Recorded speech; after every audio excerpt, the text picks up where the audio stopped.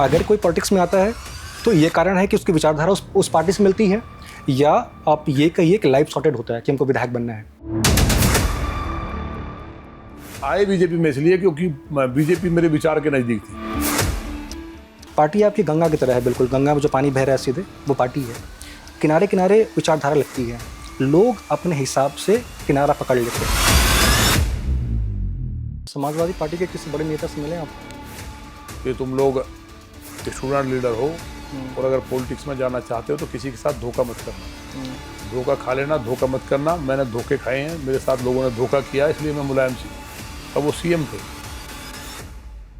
2020 दिल्ली दंगे में कथित भूमिका आपकी थी। भूमिका हमारी लॉनी में जरूर थी। उत्तर प्रदेश सरकार से आपकी कोई नाराजगी नहीं है? नहीं, योगी आदित्यनाथ से भी नहीं है आपकी नहीं, नाराजगी? किसी से नहीं।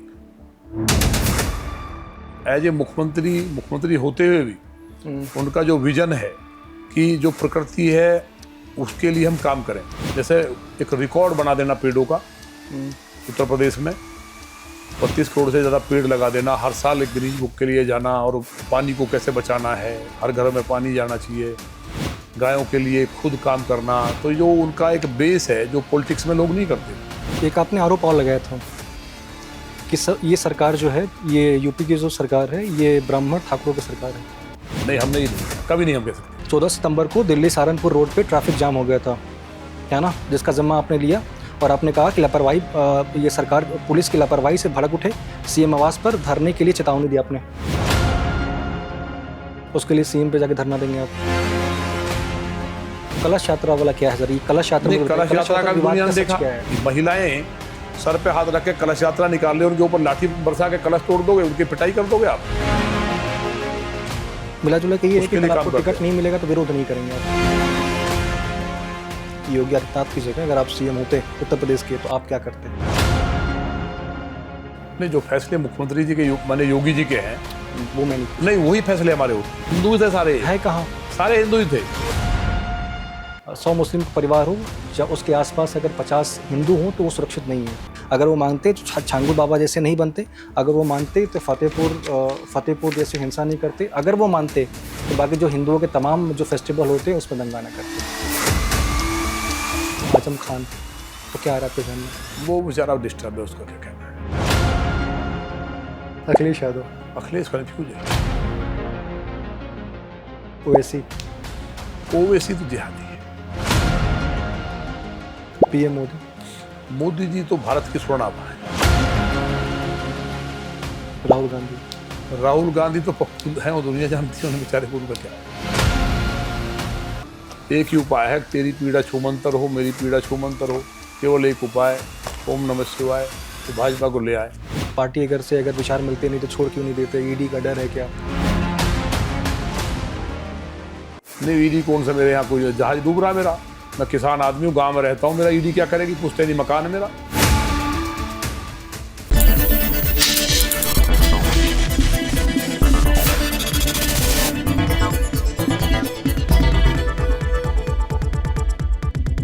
आज हमारे साथ बीजेपी के मुखर हिंदुत्व नेता, जिनके स्टेटमेंट विवाद पैदा करते हैं और खूब सुर्खियां बटोरते हैं, आज हमारे साथ नंद किशोर गुर्जर सर हैं।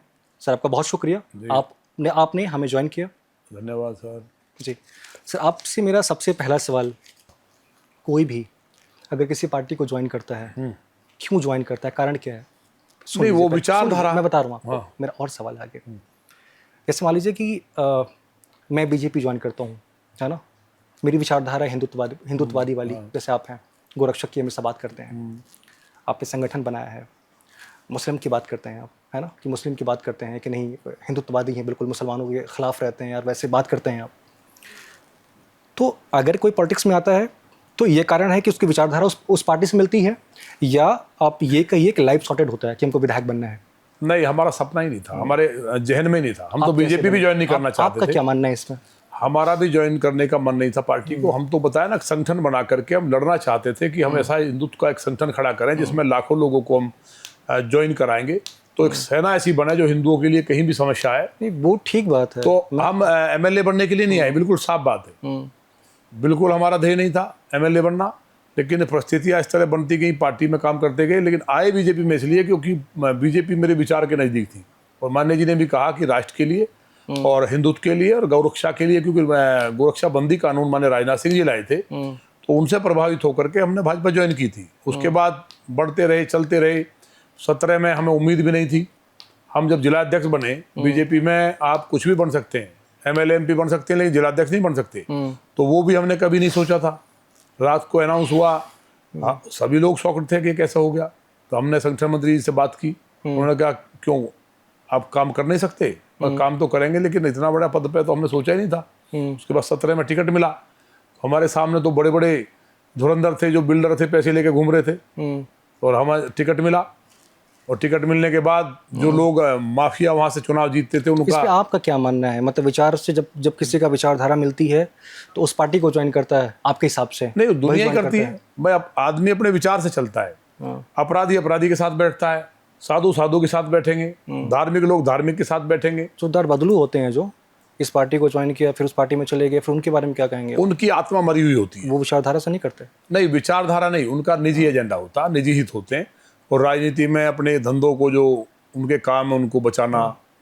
मतलब जो दल बदलता है व्यक्ति, मुझे लगता है कि उसे एक विचार के साथ दल ज्वाइन करना चाहिए। हाँ, एक कहीं ना कहीं दुर्घटनाएं होती हैं इस तरह की कि किसी दल में विचार नहीं मिल रहा है और वो उस विचार के प्रति काम करता रहा हो पहले से। ये नहीं कि अचानक सत्ता मारने के लिए ज्वाइन कर लिया। पता है, कुछ दिनों पहले मेरी एक पॉलिटिशियन है, उनसे मेरी बात हो रही थी। उनसे मैंने ये सवाल किया कि राजनीति में जो भी आता है वो विचारधारा की वजह से आता है, क्योंकि मेरी और उनका जो फिलॉसफी और लॉजिक है, बिल्कुल एजेंडा है, बिल्कुल सेम है, इसलिए मैं इस पार्टी को ज्वाइन कर रहा हूँ। नंबर 2, ये अपने लाइफ सॉर्टेड के लिए कि मुझे विधायक बनना है, ऐसा है। तो उन्होंने एक बड़ी खूबसूरत मुझे एग्जांपल दिया। उन्होंने कहा कि वजह क्या है कि ये जो आपकी पार्टी है ना, पार्टी आपकी गंगा की तरह है, बिल्कुल गंगा में जो पानी बह रहा है सीधे, वो पार्टी है। किनारे किनारे विचारधारा लगती है, लोग अपने हिसाब से किनारा पकड़ लेते हैं कि अगर मैं यहाँ जा रहा हूँ, मुझे लग रहा है कि यहाँ पे ठीक है, ये विचारधारा समाजवादी पार्टी का, तो इधर हम रोक लेते हैं। या हम इधर जा रहे हैं, इधर मुझे लग रहा है कि ये विचारधारा नहीं भी है, तो हम इधर लड़क लेते हैं। तो उन्होंने ये मुझे बताया था। अब मुझे बहुत सही लगता है, क्योंकि कहीं ना कहीं बातें बहुत सही हैं कि यार एक पानी है, बिल्कुल गंगा की तरफ बहती है, बिल्कुल वो है आपकी एकदम पार्टी लाइन, वो लग रही है कि आपको ये पूरा सिस्टम पॉलिटिक्स है, अगल बगल विचारधारा बनती है, अपने हिसाब से लोग इधर उधर बह जाते हैं। तो इसके जनरली मुझे ये बात उन्होंने बोली, उनकी बात काफ़ी मुझे ठीक भी लगी थी। वो बात ठीक नहीं है। अब क्यों लगी थी? आज के समय में आप देखिए, जितने भी अधिकतर लोग हैं, जितने भी मान लीजिए जितने भी पॉलिटिशियन हैं, किसी को बोलिए, आज बोलिए किसी को आपको बीजेपी में शामिल होना है, किसी को मौका मिले, मुझे नहीं लगता कि वो नहीं करेंगे। सब जाना चाहेंगे, सब जाना चाहेंगे। नहीं, वो सही है, लेकिन जो सही बात ही है, जो राजनीति में आना चाहता है और जो देश के लिए काम करना चाहता है, समाज के लिए काम करना चाहता है, वो कभी इस बात से, कई दफ़ा मुझे ऐसा भी लगता है कि बहुत लाइफ सॉर्टेड होता है। मतलब किसी पार्टी से चुनना या फिर पॉलिटिक्स में आना बहुत नहीं, लाइफ कहाँ से बहुत हो लाइफ सॉर्टेड है, ये बहुत कम संभावना है। बहुत ज़्यादा है। आप कोई बिजनेस करना चाहते हैं तो आप सक्सेस हो सकते हैं, लेकिन राजनीति में कहाँ कितने लोग कार्यकर्ता काम करते हैं तो एक MLA बनता है? करते हैं। कितनी संभावना है? बीजेपी में देख लीजिए। नहीं, हम ये नहीं कह रहे एक विधानसभा से एक विधायक। मैं एग्जांपल नहीं देना चाहता। 16 लाख लोग मेरे यहाँ हैं। मैं जब आया हूँ राजनीति में, तो मैं तो काम करते हुए आया हूँ। 32 बार जेल गया हूँ मैं, लोगों के लिए लड़ा हूँ, गरीब के साथ लड़ा हूँ, गाय ना कटे, कहीं बहन बेटियों के साथ आऊँगा सर, उस पर आऊँगा, दुराचार ना हो, तो इन सब चीज़ों को लेकर के राजनीति धीरे धीरे। दूसरी बात मैं ये कह रहा हूँ, समाजवादी पार्टी के साथ भी थे आप कुछ दिनों तक, जैसा आपने। नहीं, मैं बता रहा हूँ, मैं कांग्रेस के साथ भी था, मैं बसपा के साथ भी था। हाँ, मैं मतलब किसी के साथ नहीं था। मैं बड़े नेताओं को, चंद्रशेखर जी को मुझे सुनना अच्छा लगता था। आप बिल्कुल जायज कह रहे हैं। तो एक जब आदमी स्टूडेंट्स होता है और पढ़ता है, छात्र संघ के अध्यक्ष के पहले की बात है, छात्र संघ का अध्यक्ष का चुनाव भी मैं निर्दलीय लड़ा, जो स्टूडेंट पॉलिटिक्स की। मैं AVP से लड़ना चाहता था, टिकट नहीं मिला। ठीक है। स्टूडेंट्स ने कहा कि नहीं, चुनाव लड़ना, क्योंकि चुनाव ही हमने कराया, जेल गए, 9 महीने सड़क पर रहे। तो हमारे पास पैसे ही नहीं थे, मात्र 900 रुपए थे। अब चुनाव लड़ने वाले थे 50-50 लाख वाले। घर वालों ने हमसे कह दिया था घर में एंट्री ना करें। ये जो है कोई राजनीति का थोड़ी मकसद था उनके दिमाग में। उन्हें लगा कि हम गुंडागर्दी कर रहे हैं और हम चुनाव जीते। 100 रुपये बच्चों ने, स्टूडेंट्स ने इकट्ठे किए, 1000 रुपये में 1000 पोस्टर छपे, फॉर्म भरा, और उसके बाद जो 50 लाख वाले वो हारे हमारे सामने। और बड़े बड़े मंत्रियों के बच्चे लड़ रहे थे, कांग्रेस के जिलाध्यक्ष का लड़का लड़ रहा था, और हम जीते, और जितनी वोट सबको मिली हमें मिली। तो वो लोगों ने हमारा काम देखा, उनके बीच में हम लगातार लंबे समय से थे। समाजवादी पार्टी के किसी बड़े नेता से मिले आप? नहीं, हम माननीय अखिलेश जी का हमारा बहुत अच्छा संबंध था और माननीय मुलायम सिंह जी का भी हम सम्मान करते थे, क्योंकि जब स्टूडेंट पॉलिटिक्स में थे तो हम एक मूवमेंट चलाया था डोनेशन के खिलाफ, जो स्कूलों में कॉलेजों में डोनेशन होती है। तो हमारे खिलाफ कॉलेज के जो चेयरमैन हो गए तो हमें बुलाया गया। तो हम पार्टी में नहीं थे किसी में, क्योंकि निर्दलीय लड़े थे हम। तो वहाँ उन्होंने समझाया। उनकी एक बात हमें अच्छी लगी, बड़े नेता से हर एक से सीखना चाहिए। वो नाराज हुए कि तुम लोग ये कर रहे हो। तो हमने कहा जी वो बात सही है, लेकिन गरीब के बच्चे कहाँ पढ़ेंगे, 5 लाख 10 लाख डोनेशन कहाँ से देंगे। वो टैलेंटेड है तो जिसकी मेरिट पे ना जो 85-90% नंबर है, अगर वो भी डोनेशन देगा तो पढ़ने का मतलब क्या है। तो उन्होंने खैर उस बात को माना और उन्होंने एक बात कही, हमारी बात याद रखना कि तुम लोग स्टूडेंट लीडर हो और अगर पॉलिटिक्स में जाना चाहते हो तो किसी के साथ धोखा मत करना। धोखा खा लेना, धोखा मत करना। मैंने धोखे खाए हैं, मेरे साथ लोगों ने धोखा किया, इसलिए मैं मुलायम सिंह हूँ। तब वो सीएम थे, ये 2004 की बात है। दोनों नेताओं को देखा है आपने, मुलायम सिंह को भी देखा है, अखिलेश यादव से मिले हैं, दोनों में हाँ, बेहतर अखिलेश कौन? जी से मिले हैं। दोनों में से बेहतर कौन अखिलेश, देखिए अखिलेश जी का अलग प्रकार का मामला है। अखिलेश जी का क्या है, बिल्कुल हम रूबी फ्रैंक जो अगर बात करें तो अखिलेश जी कार्यकर्ताओं पर ट्रस्ट नहीं करते, और नेताजी जो हैं वो कार्यकर्ताओं पे भरोसा करते थे। किसी कार्यकर्ता से गलती हो जाए तो एज ए गार्जियन डांटते थे, लेकिन कार्यकर्ता से नफरत नहीं करते थे। अखिलेश जी अगर नाराज हो जाए तो फिर नाराज हो जाए जिससे होना है, फिर वो जल्दी मनते नहीं। ये अंतर है, क्योंकि कार्यकर्ताओं को नीचे से बनाने का काम जो करता है ना, वो डांट सकता है लेकिन उसको तोड़ेगा नहीं। वो एक एक कार्यकर्ता कीमत समझता है। वो थोड़ा सा नेताजी 4 तरह के लोग जो वैसे होते थे इधर उधर के, उनको भी जोड़ के चलते थे, चाहे वो समाज में उनकी इमेज अच्छी नहीं है। और अखिलेश जी की क्या है कि उन्हें कोई बता देगा क्या कि भाई ये आदमी खराब है, तो उसको भड़क जाते हैं। आप एक मुखर हिंदुत्ववादी नेता हैं, मुखर हैं हर नहीं, चीज़ों पे। मुखर मान सकते हैं हम सही को सही कहते हैं, बस ये है। जब आपका नाम आता है तो हमेशा गौरक्षक की बात आती है। जी, मेरा सवाल है आपसे, अब तक कितनी गौरक्षक के लिए आपने आवाज़ उठाई है, कितनी गौरक्षकों को आपने बचाया है? मैं राजनीति में बेटी को और गाय को बचाने के लिए आया। ठीक है। जो उस बेटी के साथ घटना हुई, फिर मेरे यहाँ गाय कटी, तो ये 2 जो ऐसे एक्सीडेंट हुए, इनसे मेरा मन जो लगा कि जीवन का कोई मतलब नहीं, तो लड़ना चाहिए, लोगों के लिए करना चाहिए। मेरे जो आदर्श थे, सम्राट वीर भोज से लेकर के महाराणा प्रताप, शिवाजी महाराज ये थे, तो उनसे मैं था कि जिन्होंने इतनी लड़ाई लड़ी, घास की रोटी खाई, विषम परिस्थिति में रहे और बेटियों को, गाय को दे बचाया, तो हमें करना चाहिए। आपने तो गाय के लिए क्योंकि मैं धार्मिक था और हम गाय शुरू से पालते हैं, गुजर और गाय का तो वैसे भी गहरा संबंध है, तो हमें लगा गाय कट रही है तो ये वेद की माँ है गाय, और बिना गाय के धरती पे जीवन की कल्पना नहीं है। तो हम बहुत लड़े और गाय के लिए बहुत जेल गए। हम पूरे एनसीआर में हमारा नेटवर्क था अजगर सेना का, आपस में गोरक्षकों की जो टीम थी हमारी और भी जगह की, तो आपस में एक दूसरे से संपर्क होता था। राजस्थान के बताते थे कि देखिए दिल्ली में एंट्री कर रही है कोई गाड़ी, उनको पकड़ते थे। उसके बाद कई बार जेल भी गए, कई बार हमारे ऊपर आरोप लगे आगजनी के, तो वो सब चलता रहा। लेकिन मूल बात यही थी कि गाय की घटना ही और जो एक बेटी का बलात्कार हुआ, वो हमें कहीं ना कहीं इस सामाजिक क्षेत्र में लाई और आज हम विधायक हो गए। तो ये हमने नहीं सोचा था। आप इंजीनियरिंग पढ़ा, आप इंजीनियरिंग की है, आपको इतिहास की इतनी समझ? नहीं, मैंने फिर जो पीजी किया वो हिस्ट्री में ही किया फर्स्ट टाइम, फिर पॉलिटिकल साइंस में किया, फिर सोशियोलॉजी में किया, फिर हिंदी में किया, फिर 5वां हम करना चाहते थे लेकिन परिस्थितियाँ ये रही कि अब इस भागदौड़ में लगे रहे। 2020 दिल्ली दंगे में कथित भूमिका आपकी थी? नहीं, हमारी भूमिका नहीं थी, तो सब लोग ऐसे ही आरोप लगाते रहते हमारे ऊपर, तो पता मैं नहीं कहाँ आपसे जानना चाहता हूँ सर, आपसे जानना चाहता हूँ। नहीं, भूमिका हमारी लौनी में जरूर थी कि दंगे ना हो।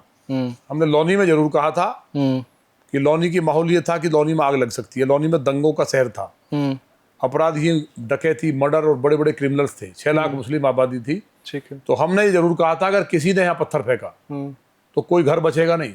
2 लाख आदमी की हमने कॉल की थी। तो फिर काफ़ी मौलवी डीएम गाजियाबाद के यहाँ गए, मैंने खन्ना जी को महाराज जी ने भेजा हमें समझाने के लिए कि तुम रैली मत करो। तो फिर हमने उनकी बात को माना हमने कि अगर किसी को छेड़ा, कहीं पत्थर किसी ने फेंका, तो लौनी का नक्शा दूसरा होगा, वो ठीक नहीं होगा।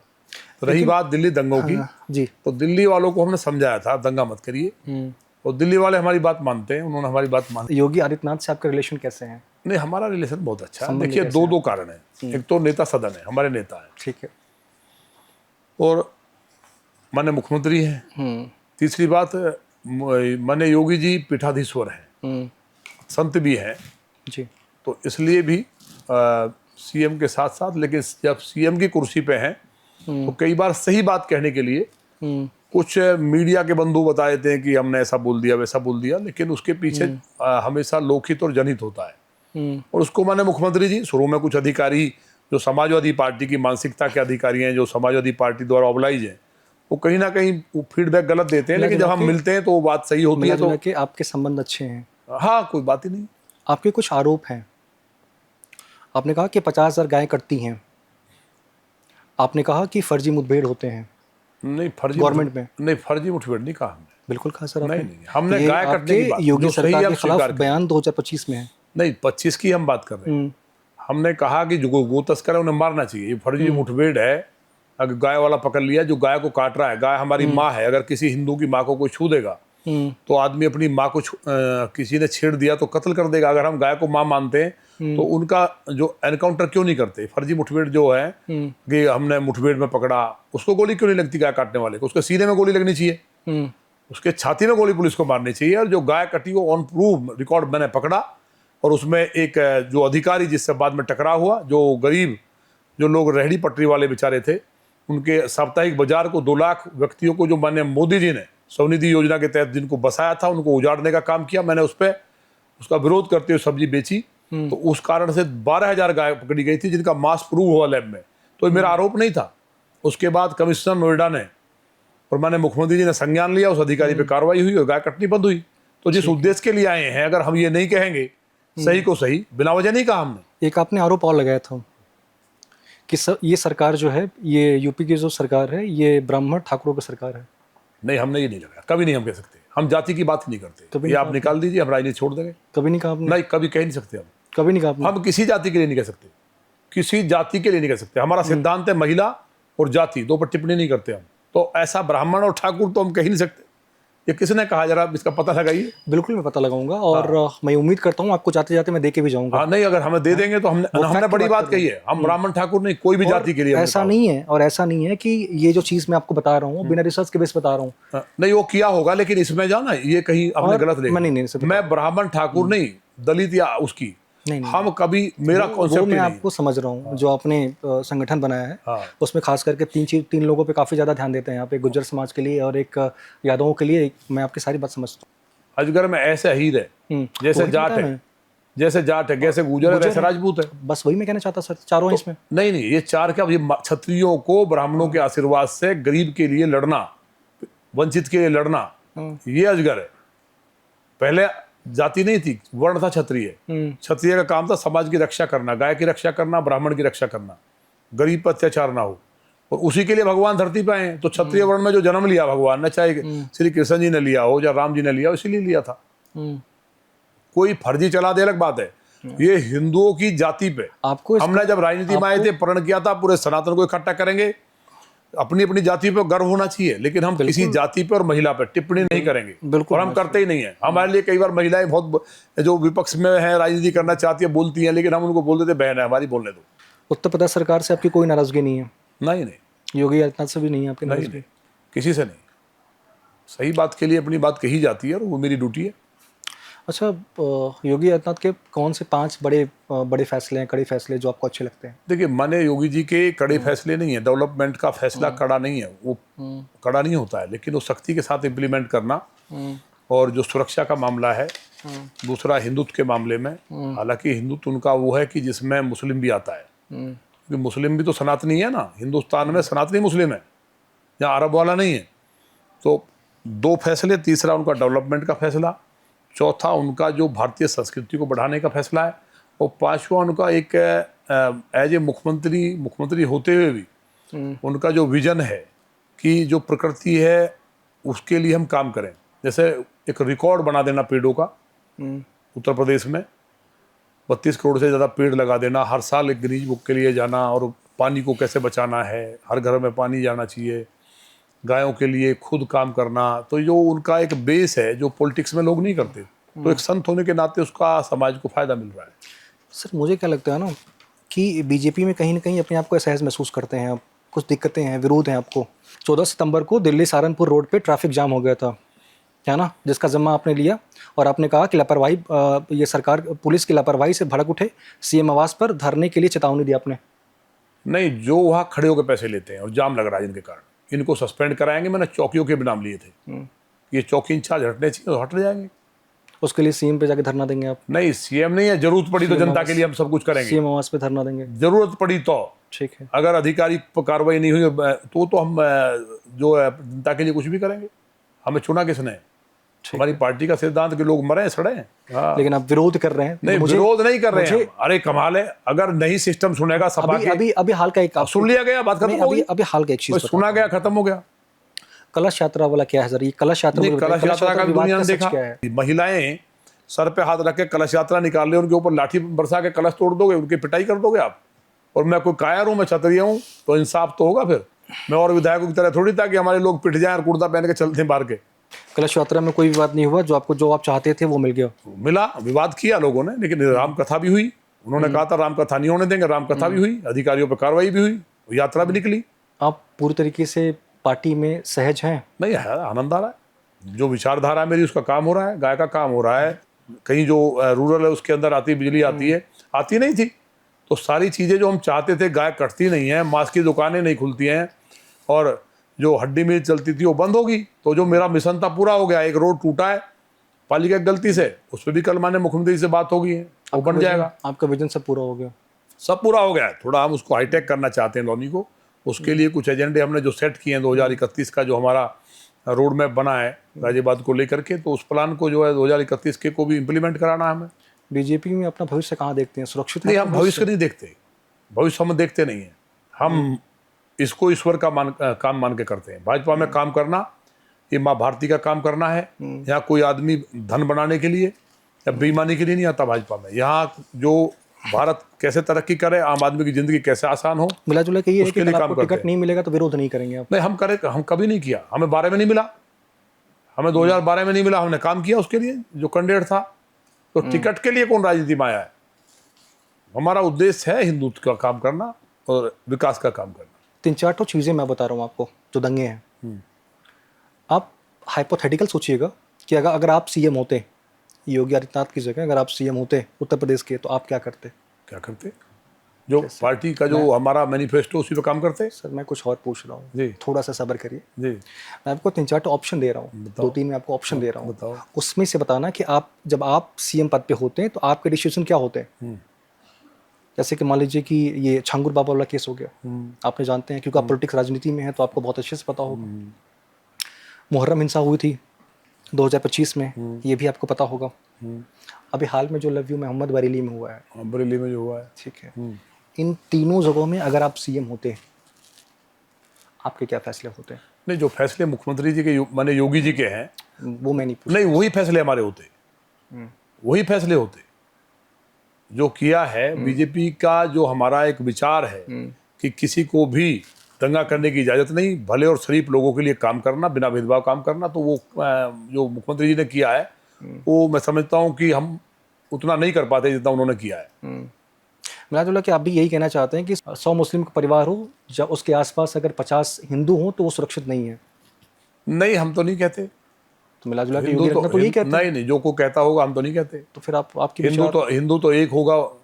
पहले कहावत थी, अगर गुजर का एक घर है तो मुगल और वहां से अंग्रेज भी नहीं गुजरते थे। तो शेर तो अकेला ही रहता है ना, तो ये सब कुछ नहीं है आपकी बातों में। ये तो जो मुस्लिम है तो सब वो हैं जो तलवार के डर से, जिन्होंने सलवार पहन लिए और ये धन बेटियों को बचाने के लिए, लूट से बचने के लिए। तो आपको ज़्यादा ये आपको बिल्कुल आप इससे सहमत नहीं है कि अगर मान लीजिए कि मुस्लिम की जनसंख्या ज़्यादा है तो हो जाए ज़्यादा? सर हिंदुओं की कम है, हिंदुओं की भले कम हो। सर मैं क्या कह रहा हूँ, आप थोड़ा सुन तो लीजिए प्लीज, थोड़ा सा सुन लीजिए। रिएक्ट सर थोड़ा जल्दी कर रहे हैं, बट गुजारिश है आपसे कि थोड़ा सुन लीजिए। बताओ। मेरा कहने का मतलब ये है कि अगर मान लीजिए कि एक कोई विलेज है, गाँव है, या वहाँ पे अगर मुस्लिम की जनसंख्या ज़्यादा है और हिंदुओं की जनसंख्या कम है, तो हिंदू वहाँ सुरक्षित है। आप सहमत हैं? आपको लगता है कि यहाँ ठीक मुस्लिम कहाँ है? मुझे पहले बताओ। कहीं भी हाइपोथेटिकल मुस्लिम तो है ही नहीं भारत में। सर भारत में मुस्लिम है नहीं सर। कहाँ मुस्लिम है? नहीं है ना। 22 से 24 करोड़ की जनसंख्या। करोड़ 24? वो सारे के सारे मजबूरी में बलात्कार से बचने के लिए, लूट से बचने के लिए बेचारे हिंदू ही तो हैं सारे। उसमें तो कोई दिक्कत दुक्कत तुर्क के थोड़े बहुत मुगल हैं। आप कह रहे हैं कन्वर्टेड है? नहीं, सारे ही हैं, वो तो सबको पता है, वो तो खुद ही मानते हैं। और इतनी बात है हमारी, वो भी मान रहे हैं। अब जैसे इंडोनेशिया में बदल गए हैं, ईसाई बदल रहे हैं, हरे कृष्णा कर रहे हैं, वो भी एक दिन ये मान रहे हैं कि भाई हम जो है राम हमारे भगवान हैं, हमारे पूर्वज हैं। ये आप कहते हैं, वो नहीं मानते। अगर नहीं वो मान रहे ना, अगर वो मानते तो बरेली में नहीं होता। नहीं, अगर वो बरेली में मानते जो हुआ उसका तो इलाज हो गया। मुहर्रम में हिंसा नहीं करते। अगर वो मानते तो छांगू बाबा जैसे नहीं बनते। अगर वो मानते तो फतेहपुर जैसे हिंसा नहीं करते। अगर वो मानते तो बाकी जो हिंदुओं के तमाम जो फेस्टिवल होते हैं उसमें दंगा ना करते। नहीं तो जो जिहादी हैं, मैंने बताया ना, जो बहुत मामूली है, बहुत कम है, जिनको बाहर से फंडिंग हो रही है, वो इस हरकत को कर रहे हैं, उनका ऑपरेशन ठीक से हो रहा है। आपसे यही पूछा तो आपने कहा कि सब 2200 करोड़ के नहीं, हिंदू है, हिंदू ही थे सारे। है कहाँ? सारे हिंदू ही थे। वो एक आध जिहादी जो फंडिंग लेकर कर रहे हैं, वो तो उनका ऑपरेशन ठीक से हो रहा है। उनके पूर्वज 4 पीढ़ी पहले हिंदू ही तो थे। ये सब नकली बने हुए हैं बेचारे, ये नकली हैं। और नकली जो बताया ना कि नया नया मुल्ला ज्यादा प्याज खाता है, इसलिए वो कूदता है तो उसका इलाज भी हो जाता है। फिर उसको राम याद आते हैं कि हम तो राम की थे। तो वो ही है सब, ऐसा कुछ। लव यू मोहम्मद वाले में जो मेन मौलवी थे, आपको लग रहा है कि उनका ट्रीटमेंट ठीक हो रहा है? तौकीर रजा का ट्रीटमेंट आप बताइए। ये माने योगी जी को बधाई देनी चाहिए, पूरे देश को और उत्तर प्रदेश की जनता को, जो बरेली को जला दिया था 2010 में। बहन जी की सरकार थी और वो ताकतवर मुख्यमंत्री थी। 14 केसेस हैं उसके पास। 10 में जला दिया था, दंगे कराए थे, और बरेली का मतलब ही उस रजा से था। और उसके बाद सपा में उसको मंत्री बनाया गया। और अभी भी अखिलेश जी वहां भेज रहे हैं, डेलीगेशन आज ही शायद भेजा है। ये डूब मरने की बात है। जो आतंकवादियों को रिहा करती हो पार्टी, जो लोग कहते हो मोहम्मद साहब सबसे बड़े महापुरुष थे, भगवान राम बहुत छोटे थे, उनको जनता देख रही है उत्तर प्रदेश की। आने वाले समय में सोपड़ा साफ हो जाएगा और ढूंढे नहीं मिलेंगे जो पीढ़ी पीढ़ी चिल्ला रहे हैं। बरेली वाले केस पे आपका क्या स्टैंड रहता है सर? मान लीजिए। नहीं, बरेली वाले पे देखिए, बरेली पे मेरा स्टैंड तो दुनिया जानती है। मेरा स्टैंड तो जो होता है वो सब जानते हैं। आप बोलेंगे सर तो ज्यादा आपने बताया तो अभी लौनी में शांति रहती है, तो स्टैंड वही है, शांति रहती। भाई हम सीएम बनने का ख्वाब देखें तो ये मुंगरी लाल का हसीन सपना नहीं देखना चाहिए। ये तय तो भगवान कर रहे हैं और पार्टी कर रही है। मैं ये नहीं कह रहा हूँ सपना देखना चाहिए, वो तो सपने देखने चाहिए सर। नहीं इस तरह बस दूसरी बात ये थी हाइपोथेटिकल। योगी जी अच्छा काम कर रहे हैं, मोदी जी अच्छा काम कर रहे हैं। अभी केशव जी हमारे सबसे शानदार जानदार नेता, देश उन्हें मानता है, तो इसलिए कोई विषय नहीं होता जी। मैं कुछ नेताओं के नाम लेता हूँ सर, आप उनके बारे में बताइएगा एक एक शब्द में आप जो भी विचार आपको सबसे पहले आएगा वो आप बताइएगा। जैसे अगर मैं नाम ले रहा हूँ आजम खान, तो क्या आ रहा है आपके जहन में? वो बेचारा डिस्टर्ब है, उसका क्या कहना है? क्या करना चाहिए फिर? डिस्टर्ब है तो डिस्टर्ब है, अपने घर है। अखिलेश यादव? अखिलेश कन्फ्यूज है। हाँ, उसे ही लग रहा है कि मैं हिंदू की बात करूँ, मुसलमान की, उसी में लगा बेचारा। ओवैसी तो जिहादी है। सुब्रमण्यम स्वामी एक हिंदुत्व का एक शानदार चेहरा। आप ही के विचारधारा के? नहीं, हिंदुत्व का शानदार चेहरा जी। पीएम मोदी जी तो भारत की स्वर्णाभा है। राहुल गांधी तो पप्पू हैं, वो दुनिया जानती है उन्हें बेचारे को, उनका क्या है। बीजेपी में सबसे गहरे रिश्ते आपके किसके साथ हैं? मेरे तो हर कार्यकर्ता से गहरे रिश्ते हैं। किसी नेता की बात बता रहा हूँ? नहीं, नेता तो देखिए, मैंने मोदी जी से हर कार्यकर्ता अपने को बहुत नज़दीक मानता है। लेकिन इस चुनाव में हम बड़ी बात बताएं आपको, मेरे जो राजनीति में लाने वाले हैं और उनके जैसा नेता होना और उनके जैसा व्यक्तित्व का होना बहुत मुश्किल है, माने राजनाथ सिंह जी का। लेकिन हाँ, और गृहमंत्री जी जैसा जो राजनीति में जो विश्व की सबसे बड़ी पार्टी बनी है, तो उनकी भूमिका मुझे लगता है सबसे बड़ी है। और मेरा जो चुनाव था इस बार का, मुझे तो बड़े नेताओं का आशीर्वाद सबका रहा है। लौनी में जबकि कार्यक्रम भी नहीं लगा था, मैंने गृहमंत्री जी को लगा कि वहाँ जरूरत है, और उस टाइम वो गए तो केवल लौनी नहीं, लगभग 70 विधानसभा, उस लौनी की विधानसभा में जो बोल के गए भाषण, वो पूरे देश में वायरल हुआ। और सम्राट मीर भोज प्रकरण को उन्होंने समाप्त किया, जिसके कारण भारतीय जनता पार्टी दोबारा आई। तो इसमें ये सबसे बड़ी भूमिका अगर 2022 के चुनाव में किसी की है, तो वो सब मानते हैं कि माननीय गृहमंत्री जी ने बहुत बड़ा रोल अदा किया, उसमें विवादों को भी निपटाया और पार्टी का मैनेजमेंट किया। तो जो बड़े नेता हैं उनसे हमारा सबसे अच्छा। उसके अलग कोई, अगर कोई ऐसा नेता हो जो आपके दिल के बहुत करीब? नहीं, मेरे करीब तो बताया ना कि माननीय योगी जी हैं, केशव मौर्य जी हैं।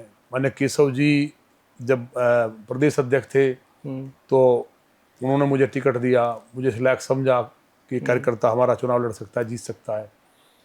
माने स्वतंत्र देव जी हैं, डॉक्टर दिनेश शर्मा जी हैं, माने पाठक जी हैं, जितने हमारे नेता हैं यूथ के हैं तमाम सब, हमारा जो है सबसे बहुत अच्छा है। माने राठौर साहब हैं, JPS राठौर जी, उन्होंने बड़े बरीकी संगठन की।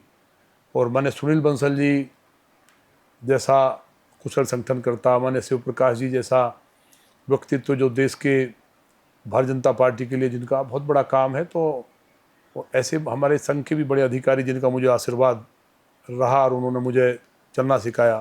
लेकिन मैं सबसे ज़्यादा सीखा तो कोशिश की मैंने राजनाथ सिंह जी से सीखने की।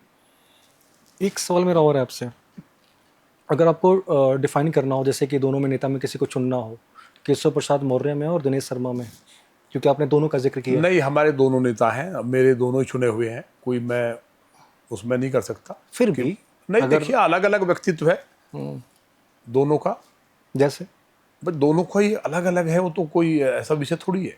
तो मतलब जैसे भाई अलग-अलग राजनीति में एक राजनीतिक संत के रूप में दिनेश जी हैं और एक राजनीतिक विचारधारा के रूप में केशव जी हैं। केशव जी की विचारधारा है, तो ये अलग अलग है। बड़े दुर्लभ इस तरह के लीडर मिलते हैं। दिनेश शर्मा जी की तरफ मैं जब भी देखता हूँ, मैं जब भी कभी मिलने का मौका मिलता है, तो बहुत सहज हैं वो। ये केशव जी भी थोड़े सहज हैं। नहीं, रीच करने में, अगर मान लीजिए कि कोई उन तक पहुँचना चाहे, रीच करना चाहे, तो बहुत ही सहज हैं, बहुत सहज हैं उन तक अच्छा, पहुँचना। आपको ये लगा कि केशव जी और दिनेश जी में सहजता में कोई से में भी अंतर है? मुझे दिनेश जी में ज़्यादा लगा, दिनेश शर्मा वो जी में है, ज़्यादा लगा लेकिन मुझे लगता है दोनों ही नेता हमारे वो बहुत डाउन टू अर्थ और ग्राउंड के हैं। वो बहुत सहज हैं। आप देखिए डॉक्टर दिनेश जी के यहाँ और केशव जी के यहाँ इतना लोग आते हैं और वो खुद सबसे मिलते हैं। मिलने की अगर बात करें, दोनों ही बहुत सहज हैं। माने पंकज सिंह जी को आप देखिए, नोएडा जैसी सेफ सीट है, और माने रक्षा मंत्री जी के पुत्र होने के साथ साथ उन्होंने कभी ये महसूस ही नहीं होने दिया कि हम रक्षा वर्कर के रूप में काम किया। ये भाजपा में हो सकता है। माने राजनाथ सिंह जी ने राष्ट्रीय अध्यक्ष थे और ऊपर से नीचे तक सबने कहा टिकट दो, लेकिन उन्होंने कहा मैं अपनी कलम से नहीं दूंगा। मैं जब तक राष्ट्रीय अध्यक्ष हूँ अपनी कलम से अपने बेटे को टिकट दूंगा, ये मुझसे नहीं होगा। ये कहाँ मर्यादा मिलती है आज के टाइम में, कितना डाउन टू अर्थ है। तो ये भाजपा में तो देखिए संस्कार है, उसी पर लोग काम कर रहे हैं। अगर मेरी मानिए, जहाँ तक मेरे भाव हैं, क्योंकि मैं भी मिला हूँ, तो जो मेरा भाव है अमूमन, दिनेश शर्मा जी बहुत सहज हैं, क्योंकि वो बहुत पढ़े लिखे व्यक्ति नहीं, हैं, इसमें तो राय नहीं। बहुत पढ़े लिखे व्यक्ति हैं। और जो हुजूम की बात कर रहे हो आप कि लोग उनसे मिलने बहुत ज़्यादा आते हैं, तो मैंने देखा है उनके यहाँ कि लोग वास्तविक में, अगर जब भी वो दिल्ली आते हैं या फिर उनके आवास पे कभी जाइए आप, तो लोग मिलने के लिए बहुत ज़्यादा तादाद में आते हैं। सभी जगह मिलते हैं उनसे। हाँ, मतलब मैं जहाँ मिला हूँ उनसे यहाँ अब मिला। जैसा हम हैं, 6 बजे हम बैठ जाते हैं, रात को 2-3 बजे पहुँचते हैं, और हमें कभी किसी को लगा ही नहीं। मेरे यहाँ तलाशी होती थी विधायकों के यहाँ, पिस्टल लगा के चेक करते थे कुछ ले तो नहीं रहा है। हमारे यहाँ कोई भी आता है, तो बीजेपी का संस्कार है, बीजेपी की संस्कृति है। जो व्यक्ति आसानी से नहीं मिल रहा है, काम नहीं कर रहा है, पिस्तल लेके चेक करते थे, मतलब समझाने में। हाँ, अपराधी जो बने थे माफिया विधायक पहले, उनके यहाँ लोग जाते थे, जाते नहीं थे डर की वजह से। कोई चला गया तो तलाशी होती थी 3 जगह। आपके यहाँ? हमारे यहाँ कहीं नहीं होती। हमारे यहाँ नहीं होती, जो माफिया रहे। हमारे यहाँ तो खुला दरबार है, कभी आप आओ देखो। हमारे यहाँ कोई मतलब नहीं, सबका भोजन सुबह से चल जाएगा, मट्ठा दूध चाय सब, गौशाला शानदार। भगवान तो वही है हमारे जिन्होंने हमें पहचान दी। नागेश के बारे में जानना चाहता हूँ, उनका केस बड़ा हाईलाइटेड हुआ था, आपके बेटे क्या केस, जिन्होंने हवाई में फायरिंग करती थी, हवा फायरिंग वो करती थी, फायरिंग क्या हुआ था? वो फायरिंग नहीं थी, वो जो होती है ना गन बंदर भगाने वाली। अच्छा, तो इसलिए तभी जब उसको जांच की तो पुलिस ने देखा वो बंदर वाली गन थी, तो कुछ लोगों ने उसको वायरल कर दिया कि बंदूक चल गई गोली, तो था ही नहीं उसमें, खत्म हो गया तभी। सही। कुछ लोगों ने, कुछ सोशल मीडिया के कुछ लोगों ने सवाल पूछा आपसे सोशल मीडिया पे।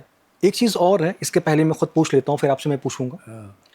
कुछ लोग कहते हैं कि संगीत सोम से आपके रिश्ते कैसे हैं? संगीत सोम हमारे भाई, संगीत सोम हमारा से आपकी दोस्ती है या नहीं है? ये हमारी दोस्ती क्या, संगीत जी और हम जो बहुत पहले से साथी भी हैं और हमारे बहुत अच्छे मित्र हैं, सभी जानते हैं इस बात को। तो मुलाकात होती है आपकी? हमारे मुलाकात भी होती है, बात भी होती है। दोस्त हैं आप लोग? हाँ, और हमने जब हम विधायक भी नहीं थे तब लौनी में एक हिंदुत्व की बड़ी लड़ाई लड़ी थी मिलकर। सपा के सभासद को जेल भिजवाया था। एक बड़ी घटना हुई थी लौनी में, उस संबंध में वो बड़ा हाईलाइट केस रहा था। बिल्कुल एक जैसे हैं आप लोग? एक ही है भाई, ये हमारे, हम बड़े हैं और छोटे हैं। कुछ लोगों के सवाल हैं, वो मैं आपसे पूछ लेता हूँ। एक पूछते हैं कि अगर बीजेपी अगले 10 सालों तक रूलिंग पार्टी रहती है तो भारत चीन की बराबरी कर सकता है? अगर नहीं या रहती आदित्य हैं वो पूछ रहे हैं आपसे। अगर नहीं ये रहेगी 50 कर साल सकता है तक कि तो नहीं कर कोई सकता? हिलाने वाला नहीं। कौन हिलाने वाला? 50 की तो हम कह रहे हैं, विजन है हमारा ना देश के लिए, लोगों के लिए। हमारे लिए कांग्रेस की तरह थोड़ी हवा से लेके जमीन से लेके पाताल तक घोटाले कर दिए, और संस्कृति रही है उनकी। पहला घोटाला जो हुआ था जीप घोटाला, नेहरू जी के टाइम से लेकर के और लास्ट तक क्या हालात हुए इस देश के, कहाँ चला गया था ये भारत। आज चौथे नंबर की आर्थिक महाशक्ति बना है, बहुत जल्दी तीसरे नंबर पर हम जा रहे हैं। तो चाइना क्या दुनिया को खतरा है? अमरीका डरा हुआ है कि बहुत तेजी के साथ भारत बढ़ा है, और जिस तरह से हमारी जो खरीदने की क्षमता बढ़ी है, तो तमाम चीज़ें हैं देश के सामने, और बीजेपी इसलिए जाएगी नहीं, लोग सब जानते हैं। मुसलमान भी समझ रहा है इस बात को, आज नहीं समझेगा, लेकिन 2027 के चुनाव के बाद मुसलमान खुद कहेगा कि बिना भेदभाव के अगर दंगा करोगे तो कोई करे, चाहे हिंदू करे मुसलमान करे, वहाँ कोई भेद नहीं है, लेकिन दंगा करेगा तो इलाज होगा। तो बहुत जल्दी इंडोनेशिया का मुसलमान जैसे समझ रहा है, भारत का भी समझेगा कि मोदी जी एक फरिश्ते हैं, वो साधारण व्यक्तित्व नहीं है, तो उसके लिए उन लोग खड़े होंगे। एक व्यक्ति ये भी सवाल पूछते हैं आपसे, या फिर अभी थाने पे घुसखोरी चल रही है? गाय जो है वो हमारी मतलब विश्व की माता है, बिल्कुल माता। तो इसलिए उसकी तो बात ही जो कर रहा है राक्षस। जब इस्लाम ने भी कहा है, मोहम्मद साहब ने, कि इसका दूध शिफा है, माँ से बीमारी फैलती है, तो वो ना तो इस्लाम का है, और सनातन में तो गाय को विश्व की माता माना गया है, तो वो तो संभव नहीं है, होना नहीं चाहिए। लेकिन फिर भी कई जगह, जैसे बंगाल में हम देखते हैं वहाँ गाय कटती है, आसाम के माननीय मुख्यमंत्री ने अच्छा काम किया है, यूपी में तो चलो है, योगी जी है ही, हरियाणा में है, दिल्ली में है, तो यहाँ इशू नहीं है। लेकिन फिर भी नॉर्थ ईस्ट में या कहीं कहीं है, जिस दिन भारत में गाय कटनी बंद हो जाएगी, उस दिन भारत दुनिया में, जो पहले हम 28% थे दुनिया की इकोनॉमी में, वो दोबारा से हो जाएंगे। आज भी आप कुछ देर पहले मना कर रहे थे, आज भी बंगाल में जैसे कि हावड़ा मान लीजिए, या फिर अंदर चले जाइए, आप 24 परगना में चले जाइए, वहाँ की हालत ये है कि जहाँ भी मुस्लिम बहुल इलाका ज़्यादा है, मुस्लिम ज़्यादा है जहाँ पे भी, वहाँ पे मिनी पाकिस्तान एक तरीके से पूरा, ये तो लॉनी में भी है पूरी, हम मैं बता रहा हूँ, पूरी मुस्लिम, पूरी जहाँ मुस्लिम ज़्यादा हैं पूरी तरीके से मिनी पाकिस्तान है। इधर हिंदू रहते हैं, इधर मुसलमान होते हैं। तो बंगालियों को समझना चाहिए ना कि भाजपा को लाना चाहिए। सबसे ज़्यादा ख़राब स्थिति कहीं की है तो वेस्ट बंगाल में आज। नहीं, आसाम की ज़्यादा खराब थी। बंगाल के आप अंदर भी मत जाइए, आप सिर्फ हावड़ा में चले जाइए। हावड़ा में 2 क्षेत्रों मैं का पूरा नाम बंगाल बताता हूँ। घुमाऊँ पैदल। मैं भी घुमाऊँ। अभी मैं कुछ दिन पहले गया था वहाँ पे, क्योंकि मेरे फादर साहब रहते हैं, तो मैं कभी कभी जाता रहता। वहाँ पे जो कहते हैं ना कि सड़कों पे नमाज पढ़ना, लिटरली वहाँ पे सड़क बंद करके नमाज पढ़ते हैं, आप देखोगे।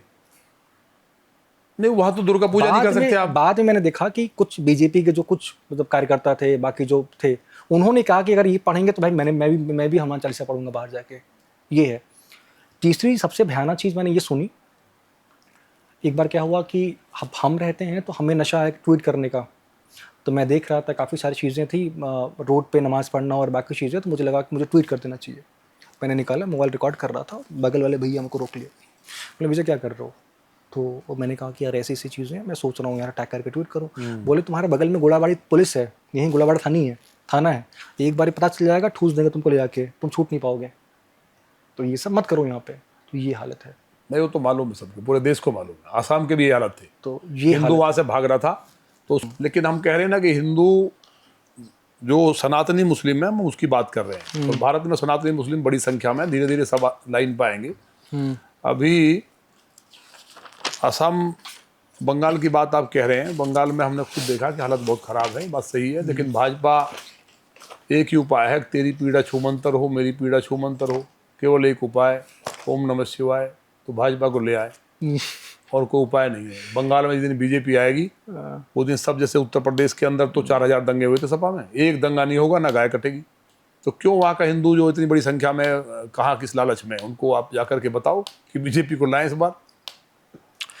जैसे मैंने पिछली दफ़ा आपसे पूछा था, अब आते हैं, जैसे पिछली दफ़ा मैंने आपसे सवाल पूछा था, कुछ लोगों को ये भी पूछना है आपसे, जो 50,000 की मैंने बात की, उसके बाद फर्जी मुठभेड़ की बात की कि पार्टी अगर विचार मिलते नहीं तो छोड़ क्यों नहीं देते, ईडी का डर है क्या?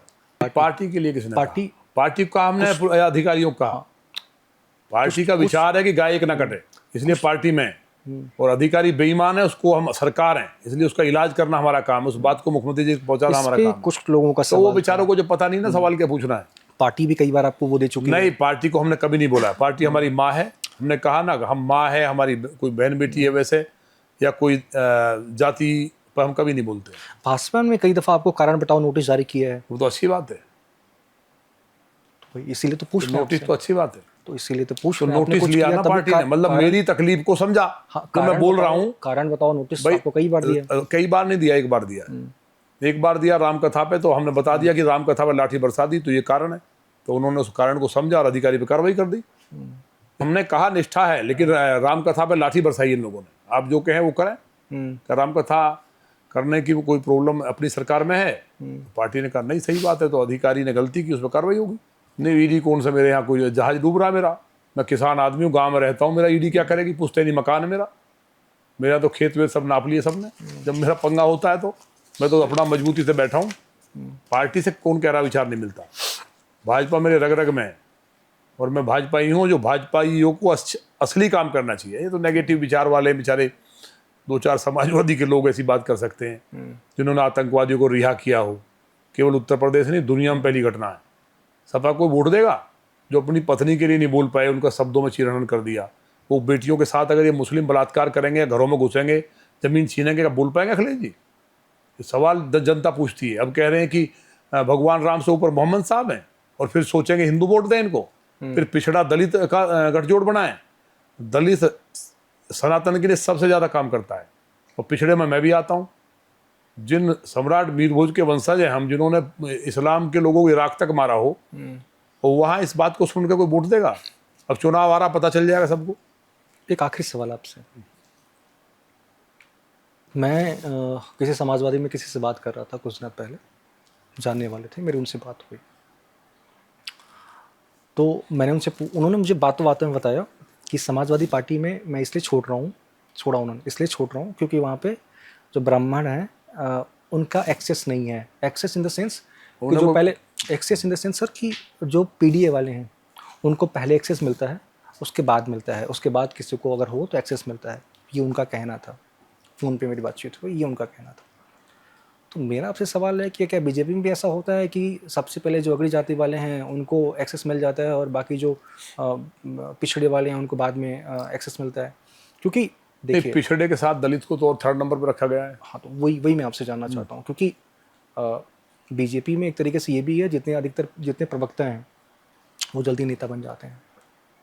अगर मैं आपको बात करूँ, कई सारे नेता हैं, जैसे कि अब आपके जितने भी बड़े प्रवक्ता हैं, आप सुधांशु त्रिवेदी को ले लीजिए, या फिर संदीप पात्रा को ले लीजिए, या फिर यूपी में सलाद मदरी त्रिपाठी को ले लीजिए, और भी लोग हैं जितने प्रवक्ता हैं, इनमें सब देखिए क्या है। तो मेरा आपसे सवाल यही था, क्या इसमें भी ऐसा है, जितने अगड़ी जाति वाले हैं उनका एक्सेस ज़्यादा है, जितने पिछड़े वाले हैं उनका एक्सेस कम है?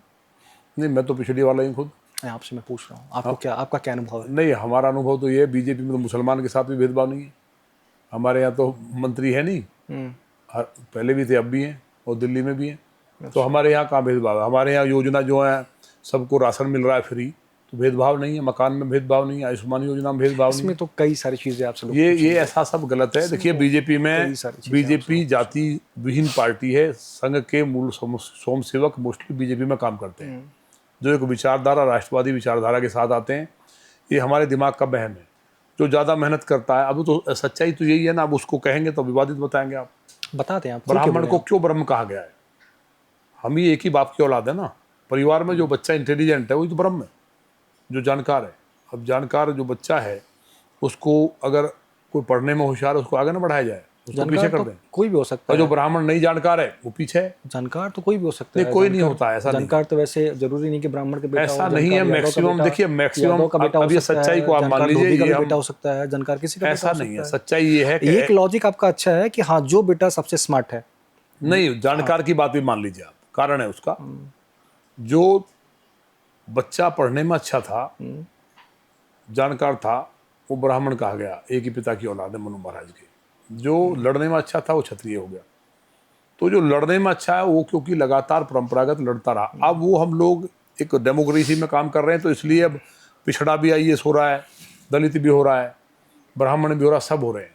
लेकिन पहले जो अलग अलग काम था, दिमाग का काम, वो वेद का, पूजा का, संस्कार का, पढ़ाने का काम, वो ब्राह्मण का काम था। अब तो टीचर सब है। अब तो गुजर भी टीचर है। बात कर रहे हैं पहले के नहीं, वर्ण की बात कर रहे हैं। तो ऐसा इसलिए भाजपा में जातिवादी का कोई संबंध है ही नहीं। माने राजनाथ जी मोहन यादव जी क्या ब्राह्मण है? उसके लिए तो ये बोलते हैं, मोहन यादव के लिए ये बोलते हैं कि आप वाई फैक्टर के जो क्या बोलते हैं वोटर्स हैं उनको साधने के लिए बनाए हैं आप। जो गिरीश यादव हमारे यहाँ मंत्री है उत्तर प्रदेश में, तो मध्य प्रदेश से यूपी साधेंगे हम अपने इलाके के साथ केंद्र में। सर हाँ, यही बात हो रही थी, है ना, कि अगर आप किसी यादव को बनाते हैं मध्य प्रदेश में बनाते हैं तो आपका जो आप क्या बोलते हैं, आपकी जो छवि आती है, मतलब आपका एक मैसेज आता है कि देखिए हमने यादवों को भी यहाँ बनाया है। तो वहाँ मध्य प्रदेश में, मेरा कहने का मतलब ये है, मध्य प्रदेश में आपको किसी यादव को बना दिया तो मैसेज आता है कि बीजेपी यादव विरोधी नहीं है, इनको यहाँ इन्होंने मुख्यमंत्री बनाया है। तो बीजेपी किसी की विरोधी नहीं, हम वही तो कह रहे हैं। जरूरत नहीं है कि जो आप कह रहे हैं वही हम कह रहे हैं सर। जरूरत नहीं है कि मध्य प्रदेश में ही सिर्फ वो मैसेज जाता है, मैसेज पूरे भारत में जाता है। तो क्या पूरे भारत में यादव बनाए मुख्यमंत्री? अन्य जातियों को हिस्सेदारी बंद कर दें, सब जगह यूपी में भी यादव बना दें, दिल्ली में वो नहीं कहा सर, मैं जो कह रहा हूँ आप तक पहुंच नहीं रहा है सर। जैसे आपने बोला ना कि जैसे मध्य प्रदेश सबसे बड़ा क्षेत्रफल में, उसका अगर बनाया सीएम, तो ये बीजेपी की जो बात ये थी, तो ये भाई हम लोग जाति पे अगड़े पिछड़ा करते हैं, क्या कर रहे हैं हम लोग? विरोध करेंगे जिस तरह की आप बातें बोल रहे हो। विरोध क्यों? खैर सर, आज हमारे साथ आप जुड़े, एक बार फोन करने पे आए, इसके लिए सर आपका बहुत शुक्रिया तहे दिल से सर। थैंक यू, आप अच्छा काम करते हैं इसलिए जुड़ गए। बहुत शुक्रिया सर आपका, आप जुड़े हमसे।